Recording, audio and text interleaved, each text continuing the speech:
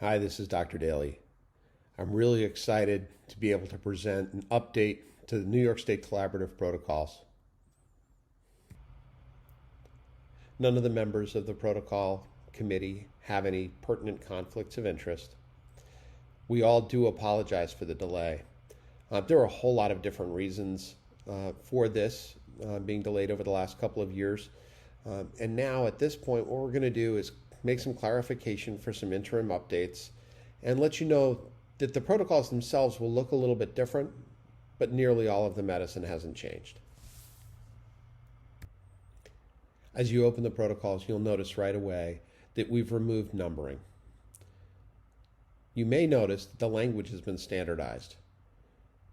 Something as simple as a bag valve mask was actually described many different ways throughout the text. You'll notice that the font and typeface have been corrected throughout and are now consistent. In medicine, you'll notice that in keeping with the AHA teaching, we've now lowered the range of oxygen saturation to 92 from 94. And this is important because that's what the AHA promulgates. Atropine dosing has been changed from 0.5 to 1 milligram. As you look at the protocols, you'll notice, if you're looking at a paper copy, that the numbers have been removed. The reason we did that is they really weren't serving a purpose, and unfortunately they were cluttering the protocols horribly. It made it much harder to read exactly what was going on and which protocols you were looking for. Since most people are using an electronic format to access these protocols, we switched just to use real language to make it easier. You'll notice a section on cardiac. We did this to bring disparate sections of our protocol together to make it easier to find when this is being used on paper. So things like ST elevation MI, total artificial heart, ventricular assist device are all in one place. We've also added in the epistaxis protocol, which was added with memorandum in most of the regions, however, was never included in the protocol document itself. Something that will look unusual when you first see it is that we've actually included shock in two different places. Trauma-associated shock is included both in the trauma section as well as in the shock section. The reason we did that was because we felt that this was a topic that people could very well be looking at and need to find in a hurry, and it would be best if it was in the areas that they were most likely to look. If you're using an electronic platform, this will be seamless and you'll never recognize that there's an issue. If you're looking this up on paper, you'll see this right away. When you look at trauma-associated shock, one of the things you're going to notice right away is that it includes transfusion of blood if a patient is in decompensated shock. We're not to the point yet where there are regulations that exist to allow ground EMS in New York State to transfuse blood, but we did include it in the protocol because hopefully we'll be moving in that direction. The other thing that's important to recognize is that TXA, tranexamic acid, has been added to the protocol as well.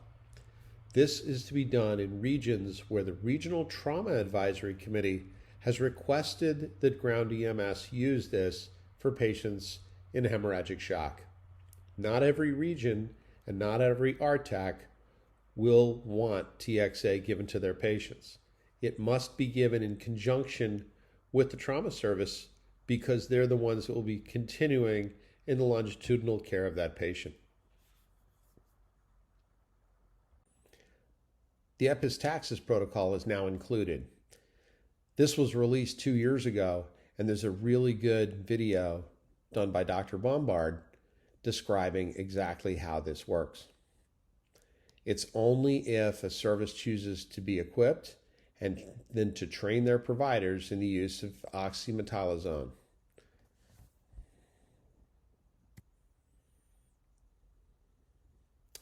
There's an update in the nausea and vomiting protocol, which was released in some areas of the state as an advisory, that patients may be given an isopropyl alcohol pad for self-administered inhalation.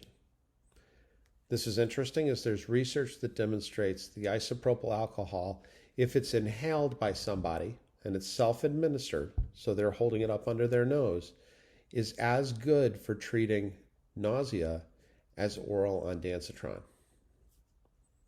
This can be done by any level of provider.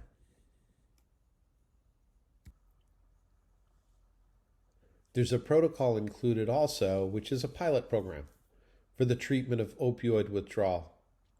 It uses buprenorphine naloxone, also known as Suboxone, to treat the symptoms of opioid withdrawal. This is a pilot program. Will be going on in very specific agencies in certain regions only until we're sure that this will work successfully in New York State.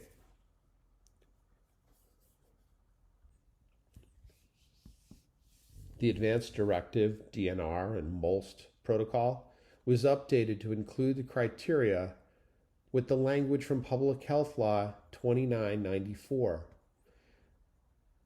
I think it's important for all providers to be able to take a look and see what this section of law says so that they can feel more comfortable about taking care of a patient at the end of life according to the wishes of that patient.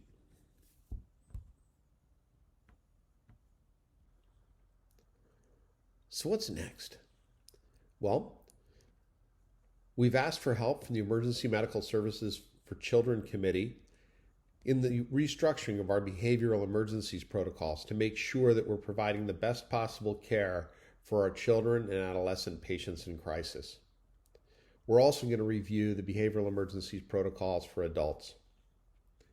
We're reviewing fluid administration orders to make sure that they're consistent throughout the protocols and optimal for the care of our patients.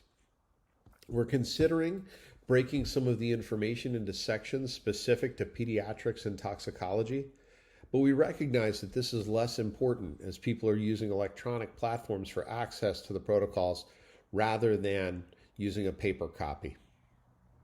We've gotten great suggestions from providers, including changes to the indications for RSI, push dose pressors, intravenous acetaminophen, and intravenous nitroglycerin for pulmonary edema. I hope you enjoy the update to the protocols and that it works well for you. If you have any questions, drop me an email.